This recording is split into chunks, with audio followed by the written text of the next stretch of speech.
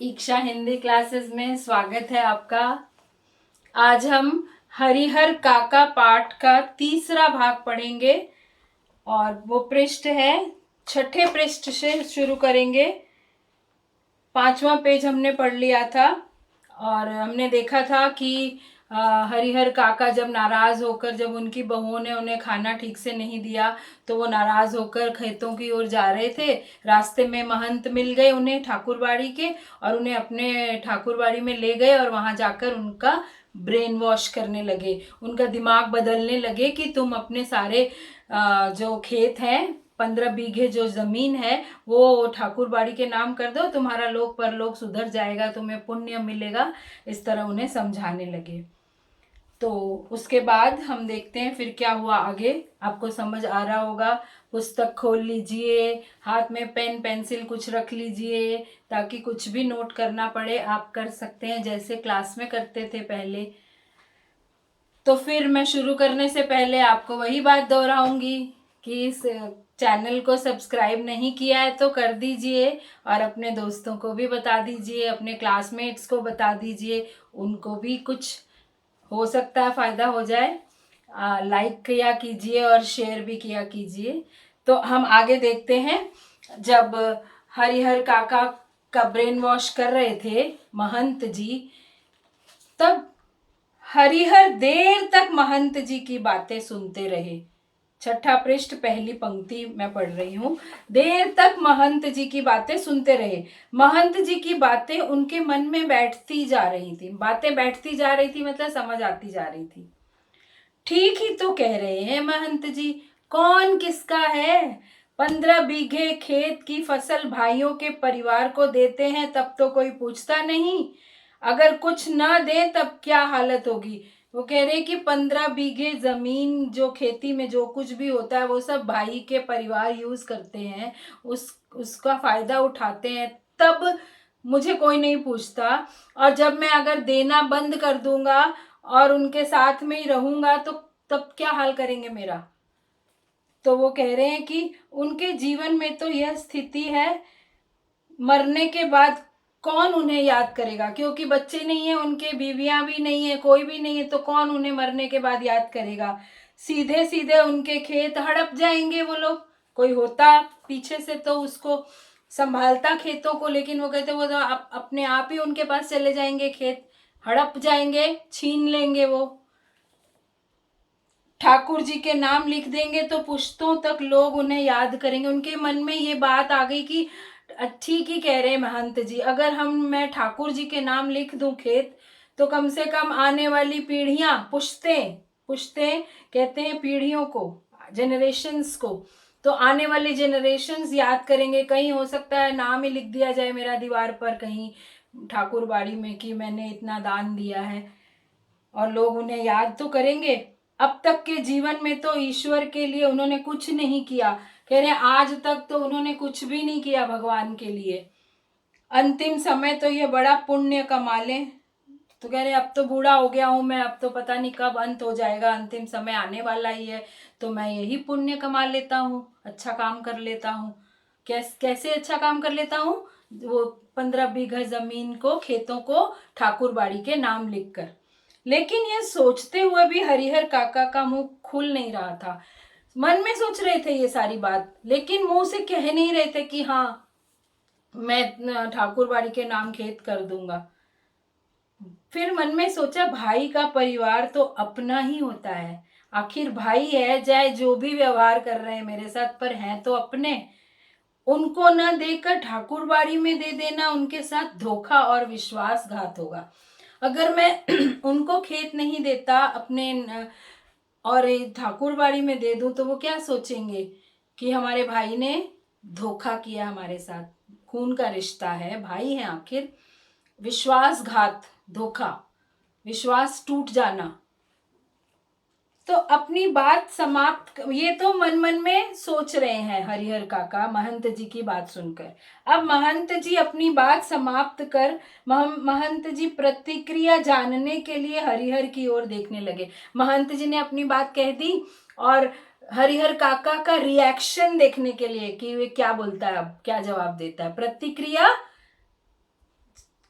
एक बात का उत्तर क्या मिलेगा, वो होता है प्रतिक्रिया, रिएक्शन। तो उन्होंने देखने लगे, उन्होंने मुंह से तो कुछ नहीं कहा, लेकिन उनके चेहरे से परिवर्तित भाव महंत जी की अनुभवी आंखों से छिपे न रह सके।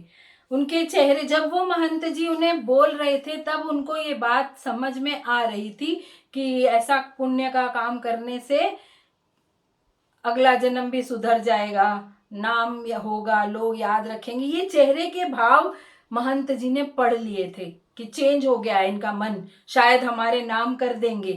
तो वे खुश हो गए, उनको बहुत खुशी हुई, क्योंकि उनकी अनुभवी परिवर्तित भाव, चेहरे के परिवर्तित भाव, बदले हुए भाव, जब वो आए थे तब उनके चेहरे के भाव कुछ और थे। जब महंत जी ने उनको समझाया सारा कुछ, तो उनके भाव कुछ परिवर्तित हो गए, बदल गए, और उनकी अनुभवी आंखों से छिपे न रह सके। किसकी अनुभवी आंखें? महंत जी की। उनको अनुभव था कि चेहरा बदलता है तो मन में क्या क्या बात होती है। तो वो खुश हो गए कि ये तो मान गया है, उन्होंने सही जगह वार किया है। मन में सोचने लगे, मैंने ठीक जगह वार किया है, ठीक जगह मारा है। वार करना, मारना। जो चोट उनके दिल में लगी हुई है इस वक्त कि उनको खाना तक ठीक से नहीं मिलता, घर में इतना बुरा व्यवहार होता है, उस वक्त अगर कोई तीसरा आदमी आकर अच्छे से बात करने लग जाए, उनके पक्ष में बोलने लगे, तो बदलना स्वाभाविक है। और फिर क्या किया महंत जी ने, देखिए कितने चालाक हैं। उसके बाद उसी वक्त ठाकुर बाड़ी के 2 सेवकों को बुलाकर आदेश दिया कि एक साफ सुथरे कमरे में पलंग पर बिस्तरा लगाकर उनके आराम का इंतजाम कर दें।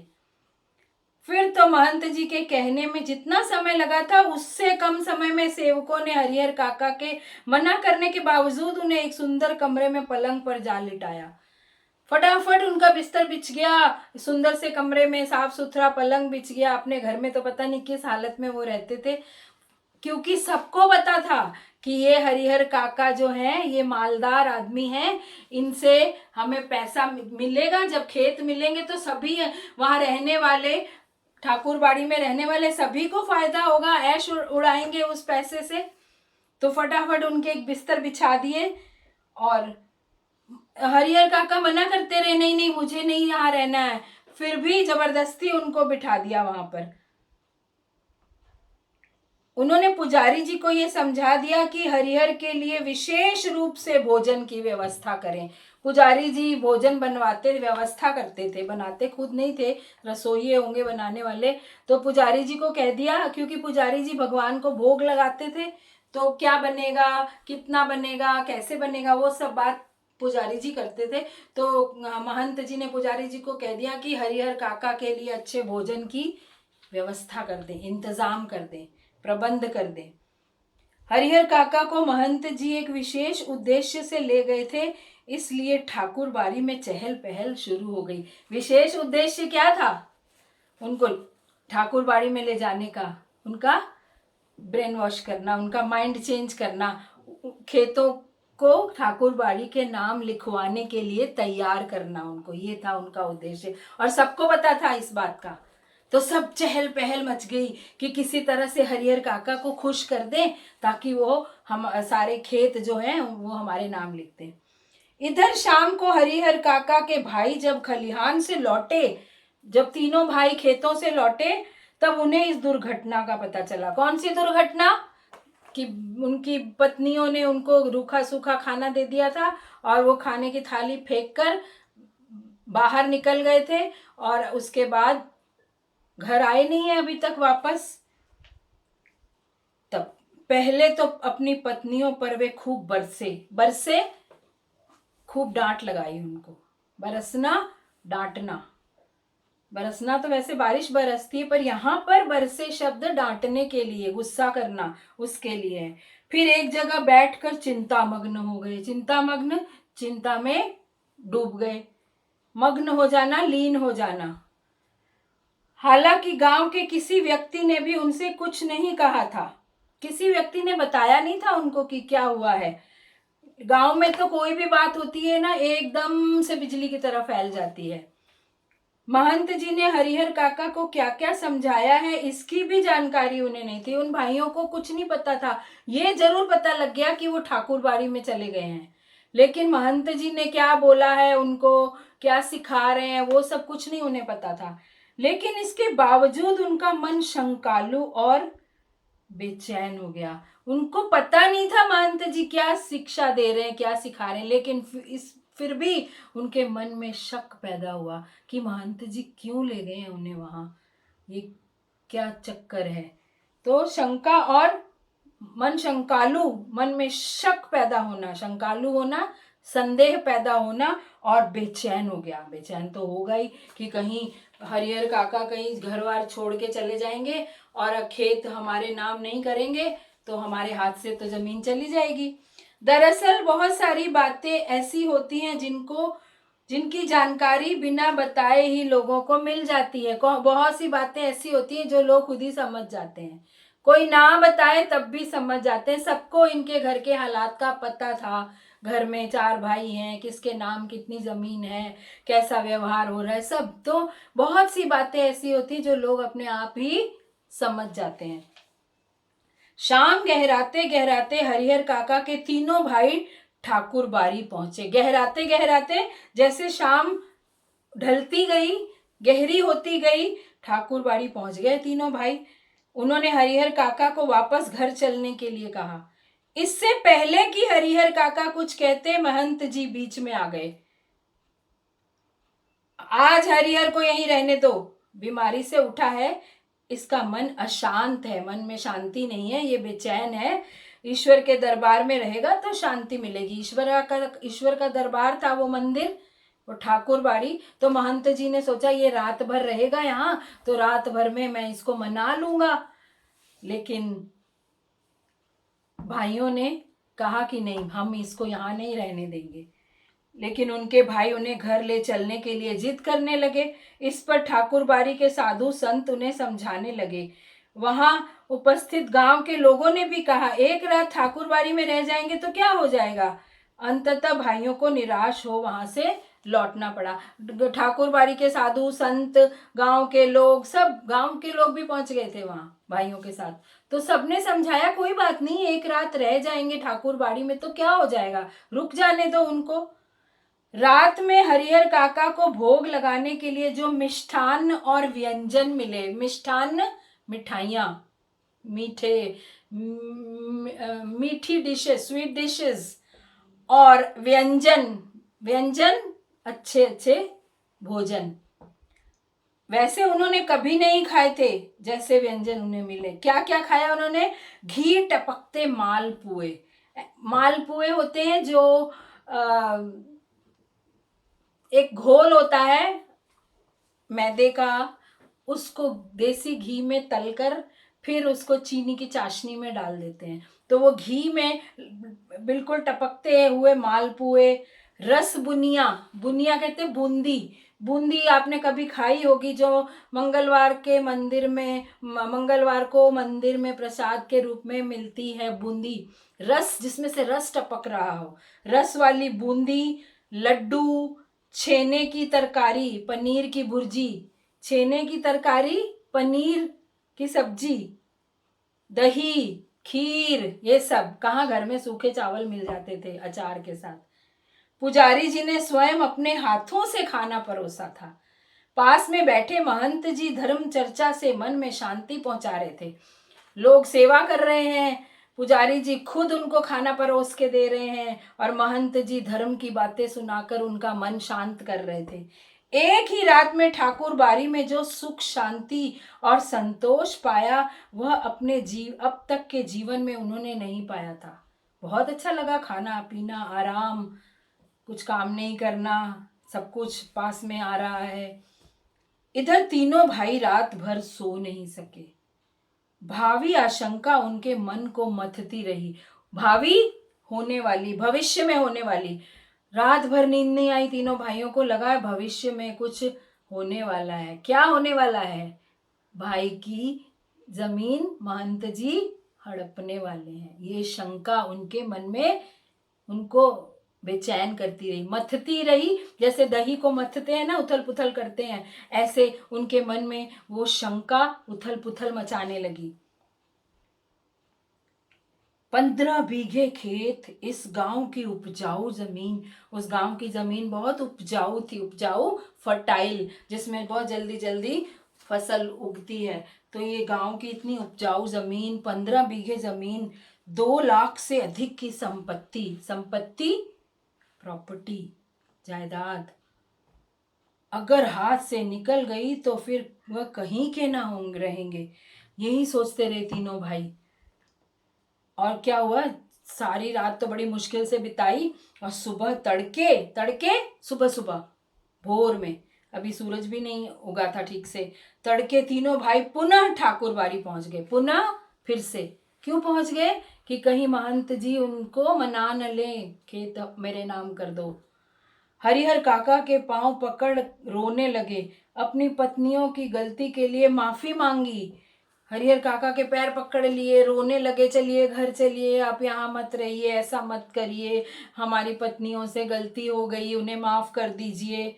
और उन्हें दंड देने की बात कही, और ये भी कह दिया कि हम उनको सजा देंगे, दंड सजा, हम अपनी पत्नियों को सजा देंगे, उन्होंने आपका अपमान किया है, आपको ठीक से खाना नहीं परोसा।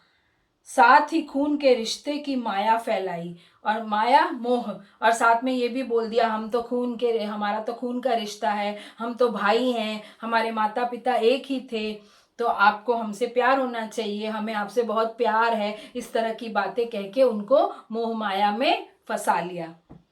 हरिहर काका का दिल पसीज गया, ये सब सुनकर उनका दिल पिघल गया, नरम हो गया। पसीजना, पिघल जाना, कि देखो कितने अच्छे मेरे भाई हैं। वो अंदर की बात नहीं समझ रहे थे कि किस लिए वो वापस ले जाना चाहते हैं, क्योंकि हरिहर काका अच्छे इंसान थे। वह पुनः वापस घर लौट आए, वापस घर चले गए। लेकिन यह क्या, घर आए तो देखा ये क्या, इस बार अपने घर पर जो बदलाव उन्होंने लक्ष्य किया, देखा, ध्यान दिया, घर में इतना बड़ा बदलाव, उसने उन्हें सुखद आश्चर्य में डाल दिया। उन्हें बड़ा आश्चर्य हुआ, लेकिन वो आश्चर्य भी सुख देने वाला था। कैसा था वो, क्या बदलाव था? घर के छोटे बड़े सब उन्हें सिर आंखों पर उठाने को तैयार। सिर आंखों पर उठाना भी मुहावरा है, मान सम्मान देना। सब उन्हें इतनी इज्जत से, मान सम्मान से सब उनकी बातें करने लगे, उनके साथ बातें करने लगे। भाइयों की पत्नियों ने उनके पैर पर माथा रख गलती के लिए क्षमा याचना की। क्षमा याचना, प्रार्थना, याचना प्रार्थना की। अपना सिर उनके पैरों पे रख दिया और माफी मांगने लगी, क्योंकि उनको भी पता था कि ये चले जाएंगे तो खेत भी चले जाएंगे हमारे। तो यहाँ सब स्वार्थ दिखा रहे लेखक की, केवल स्वार्थ है जो हरिहर काका को अभी तक समझ में नहीं आ रहा। फिर उनकी आवभगत और जो खातिर शुरू हुई, उनकी आवभगत, उनकी मेहमानवाजी, उनका स्वागत सत्कार, उनकी सेवा। आवभगत कहते हैं जैसे मेहमानों की सेवा करते हैं ना, वैसे सेवा करने लग गए। और खातिर, खातिर भी स्वागत करना, सेवा करना, उनके लिए कुछ अच्छी अच्छी चीजें खिलाना पिलाना, खातिर शुरू। जैसे कोई मेहमान आता है तो हम करते हैं ना खातिरदारी, उनकी क्या लेंगे, क्या खाएंगे, अच्छी अच्छी चीजें बनाते हैं, तो उसको खातिर करना कहते हैं। वैसी खातिर किसी के यहाँ मेहमान आने पर भी नहीं होती होगी। उनकी रुचि और इच्छा के मुताबिक, रुचि उनकी पसंद, पसंद और इच्छा के मुताबिक, अनुसार, इच्छा के अनुसार दोनों जून खाना नाश्ता तैयार। जो उनको अच्छा लगता था वही बनने लगा अब, दोनों समय, दोनों जून दोनों समय। 5 महिलाएं उनकी सेवा में मुस्तैद, मुस्तैद हमेशा रेडी, तैयार। 5 औरतें, 3 उनकी भाइयों की बहुएं, इनकी भाभी, हरिहर काका की भाभियां, और 2 उनकी बहुएं। तो 5 औरतें हो गई। 5 औरतें हरिहर काका की सेवा में लग गई। 3 भाइयों की पत्नियां और 2 उनकी बहुएं। हरिहर काका आराम से दालान में पड़े रहते। जिस किसी चीज की इच्छा होती आवाज लगाते ही हाजिर, हाजिर, प्रस्तुत, उपस्थित। वे समझ गए थे कि वह सब महंत जी के चलते ही हो रहा है, कि महंत जी के कारण यह सब हो रहा है। महंत जी ने डरा दिया है इनको कि अगर ये ठीक से व्यवहार नहीं करेंगे तो ठाकुर बाड़ी में ये चले जाएंगे और खेत भी चले जाएंगे। तो इनके मन में, इसलिए महंत जी के प्रति उनके मन में आदर और श्रद्धा के भाव निरंतर बढ़ते ही जा रहे थे, निरंतर, लगातार। तो हरिहर काका के मन में महंत जी के प्रति श्रद्धा, इज्जत बढ़ती जा रही थी, लगातार बढ़ती जा रही थी। क्यों?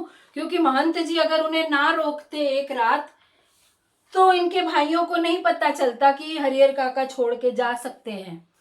इसलिए हरिहर काका सोचते, चलो कितना अच्छा किया महंत जी ने, अब मुझे कितना आराम मिल रहा है, मेरी कितनी सेवा हो रही है। बहुत बार ऐसा होता है कि बिना किसी के कुछ बताए गांव के लोग असली तथ्य से स्वयं वाकिफ हो जाते हैं। बहुत बार ऐसा होता है, लोग, कोई किसी को कुछ बताता नहीं है और गांव के लोगों को सारी बातें पता लग जाती हैं, सारी सच्चाई से, तथ्य से, सच्चाई से स्वयं अपने आप ही वाकिफ, जानकार हो जाते हैं, सच्चाई को जान लेते हैं। वाकिफ होना, जानकार हो जाना। हरिहर काका की इस घटना के साथ ऐसा ही हुआ। सब लोग समझ गए कि हरिहर काका एक रात महंत जी के यहाँ रहकर आए हैं और उसके बाद से उनकी सेवा हो रही है, तो सब समझ गए कि चक्कर क्या है। हरिहर काका की इस घटना के साथ ऐसा ही हुआ। दरअसल लोगों की जुबान से घटनाओं की जुबान ज्यादा पैनी और असरदार होती है। कुछ घटनाएं ऐसी होती हैं जो सब कुछ बता देती हैं, जिसके लिए शब्दों की जरूरत नहीं होती। आपने भी इस जीवन में अनुभव किया होगा, घटनाएं घट जाती किसी के घर में तो अपने आप लोग समझ जाते हैं। तो वो कह रहे हैं, जुबान से ज्यादा तेज घटनाओं की जुबान होती है। पैनी, पैनी मतलब तेज।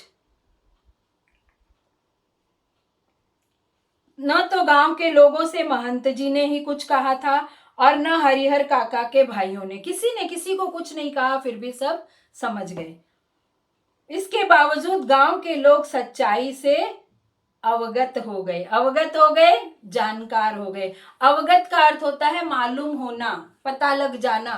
तो सारे लोग सच्चाई से जानकार हो गए। फिर तो गांव की बैठकों में बातों का जो सिलसिला चल निकला, उसका कहीं कोई अंत नहीं। अपने आप सबने समझ लिया और गांव में जो भी 2-4 लोग इकट्ठे होकर बैठते थे, बैठकें करते थे, मीटिंग्स करते थे, सभा करते थे, खाली खेतों से काम खत्म करके शाम को बैठकर, तो यही बातें चलने लगी हरिहर काका के बारे में। जो सिलसिला, जो क्रम, सिलसिला मतलब एक के बाद एक के बाद एक, यही बातें चलने लगी, उसका कोई अंत नहीं। हर जगह उन्हीं का प्रसंग शुरू, जहां 2 लोग 4 लोग बैठे हैं, इन्हीं की बातें कर रहे हैं, हरिहर काका और इनके परिवार की। प्रसंग, विषय, बात का, डिस्कशन का टॉपिक एक ही था, हरिहर काका। विषय, प्रसंग यानी विषय। कुछ लोग कहते कि हरिहर को अपनी जमीन ठाकुर जी के नाम लिख देनी चाहिए, इससे उत्तम और कुछ नहीं हो सकता। तो हर आदमी का, हर व्यक्ति का अपना अपना मत था। कुछ लोगों का मानना था, जब वो बैठ के डिस्कस करते थे तो कहते थे हरिहर काका को तो ठाकुर बाड़ी में लिख देनी चाहिए जमीन, ये सबसे श्रेष्ठ बात होगी, इससे उत्तम और कुछ नहीं है, उत्तम, श्रेष्ठ। इससे कीर्ति भी अचल बनती, कीर्ति, यश, यश भी अचल, हमेशा के लिए रहने वाला यश, जो कभी समाप्त नहीं होगा। अचल, जो हिलने वाला नहीं है, दृढ़, हमेशा रहने वाला। तो उनकी कीर्ति हमेशा रहेगी, इसलिए उन्हें महंत को दे देना चाहिए। इसके विपरीत, विपरीत इससे उल्टा कुछ लोगों की मान्यता यह थी, मान्यता लोगों के विचार, लोगों का मानना यह था कि भाई का परिवार तो अपना ही होता है, अपनी जायदाद उन्हें न देना, उनके साथ अन्याय करना होगा, खून के रिश्ते के बीच दीवार बनानी होगी। तो कुछ लोग कहते थे नहीं नहीं, ठाकुर बाड़ी को नहीं देना चाहिए, भाई तो भाई होता है, भाई का परिवार अपना होता है, अगर वो ऐसा करेंगे तो खून का रिश्ता समाप्त हो जाएगा और उनके साथ अन्याय होगा, अन्याय जो गलत है, जो सही नहीं है। न्याय जानते हैं, जस्टिस, और जस्टिस का उल्टा अन्याय, गलत। खून के रिश्ते के बीच दीवार बनानी होगी तो उनके रिश्तों में दीवार बन जाएगी, फिर कभी प्रेम नहीं हो पाएगा आपस में। दीवार बन जाना, फूट पड़ जाना, लड़ाई झगड़ा हो जाना। जितने मुंह उतनी बातें। ऐसा जबरदस्त मसला पहले कभी नहीं मिला था। मसला, समस्या, ये बहुत बड़ी समस्या थी। इसलिए लोग मौन होना नहीं चाहते थे, सब कुछ ना कुछ बोलना ही चाहते थे इस बारे में। अपने अपने तरीके से समाधान ढूंढ रहे थे। समाधान, सॉल्यूशन, सुलझाना। समस्या को सुलझाने के तरीके अपने आप ही, किसी ने कहा नहीं है उनको उसकी समस्या का समाधान ढूंढिए। तो समाधान कहते हैं सुलझाने को, रास्ता निकालना। और प्रतीक्षा कर रहे थे कि कुछ घटित हो। सबको अच्छा लगता है दूसरों के घर में तमाशा देखना, दूसरों के घर का तमाशा देखना। तो सब सोचे थे कुछ ना कुछ घटे, फिर से हरिहर काका भाग जाएं या किसी के नाम लिख दें, फिर इनके घर में लड़ाई झगड़ा हो, कुछ तो हो, हम देखें। हालांकि इस घटित हो, कुछ घटना घटे। हालांकि इसी क्रम में बातें गर्माहट भरी भी होने लगी थी। गर्माहट भरी, कई बार बहस छिड़ जाती थी इस बात को लेकर, गर्मी से, गुस्से से। लोग प्रत्यक्ष और परोक्ष रूप से दो वर्गों में बंटने लगे थे। अब लोग दो भागों में बंट गए, वर्गों में, दो भागों में, दो क्लासेस में डिवाइड हो गए। एक ये चाहते थे कि वे अपने भाइयों को जमीन दे दें, दूसरे वर्ग के लोग चाहते थे कि ठाकुर बाड़ी को दे दें। तो प्रत्यक्ष और परोक्ष रूप में, प्रत्यक्ष यानी डायरेक्ट और इनडायरेक्ट, सामने पीछे से, कहते चाहे नहीं थे मुंह से, लेकिन मन में, सबके मन में अपने अपने विचार बैठ गए थे। कुछ लोग इस पक्ष में थे, कुछ लोग ठाकुरबाड़ी के पक्ष में थे। कई बैठकों में दोनों वर्गों के बीच आपस में तू मैं भी होने लगी। तू मैं, लड़ाई झगड़ा, ये भी मुहावरा है। एक वर्ग के लोग चाहते थे कि हरिहर अपने हिस्से की जमीन ठाकुर जी के नाम लिख दें, तब यह ठाकुर बाड़ी न सिर्फ इलाके की सबसे बड़ी ठाकुर बाड़ी होगी, बल्कि पूरे राज्य में इसका मुकाबला कोई दूसरी ठाकुर बाड़ी नहीं कर सकेगी। इतनी बड़ी जमीन मिल जाएगी जब ठाकुर बाड़ी को, तो ये बहुत बड़े ठाकुर बाड़ी बन जाएगी, और पैसा आएगा, और इसका विस्तार होगा, और सुंदर हो जाएगी। तो कुछ लोग तो यही चाहते थे, और कि इसके मुकाबले की ठाकुरबाड़ी कोई रहेगी नहीं और दूसरी। इस वर्ग के लोग धार्मिक संस्कारों के लोग हैं। जो लोग ये चाहते थे कि ठाकुरबाड़ी को पैसा मिले, वो लोग धार्मिक संस्कारों वाले लोग हैं। उनके अंदर धार्मिक संस्कार हैं। संस्कार, अच्छी बातें, अच्छे काम करने के गुण उनमें है। तो ये बात लेखक व्यंग में कह रहे हैं। जिनके अंदर धार्मिक संस्कार होते हैं वो कभी ये नहीं चाहेंगे कि भाइयों के बीच में झगड़ा हो। तमाशा देखने वाले लोग होते हैं। तो साथ ही किसी न किसी रूप में ठाकुरबाड़ी से जुड़े हुए हैं वो लोग, उनको भी फायदा होगा, वो भी जाएंगे, खाएंगे, पिएंगे, माल उड़ाएंगे। असल में सुबह शाम जब ठाकुर जी को भोग लगाया जाता है, तब साधु संतों के साथ गांव के कुछ पेटू और चटोर किस्म के लोग प्रसाद पाने के लिए वहां जुट जाते हैं। पेटू और चटोर, चटोरे खाने पीने वाले लालची, पेटू जो बहुत ज्यादा खाते हैं। तो इसीलिए वो ऐसे ही लोग होंगे जो चाहते थे ठाकुर बाड़ी को खेत मिले, ताकि और पैसा आए और खाने को माल मिले। ये लोग इसी वर्ग के हिमायती हैं। हिमायती, पक्षपाती, साइड लेने वाले। इसी वर्ग के, कौन से वर्ग के? ये जो ठाकुरबाड़ी वाले जो वहां जाकर खाना पीना खाते हैं, धार्मिक संस्कारी लोग। दूसरे वर्ग में गांव के प्रगतिशील विचारों वाले लोग तथा वैसे किसान हैं जिनके यहाँ हरिहर जैसे औरत मर्द पल रहे होते हैं। अब दूसरी तरफ कह रहे हैं, दूसरे वर्ग के वो लोग हैं जो गांव में ऐसे प्रगतिशील किसान है। प्रगतिशील यानी उन्नति करने वाले, आगे बढ़ने वाले, विकास करने वाले, जिनके यहाँ हरिहर जैसे औरत मर्द पल रहे होते हैं।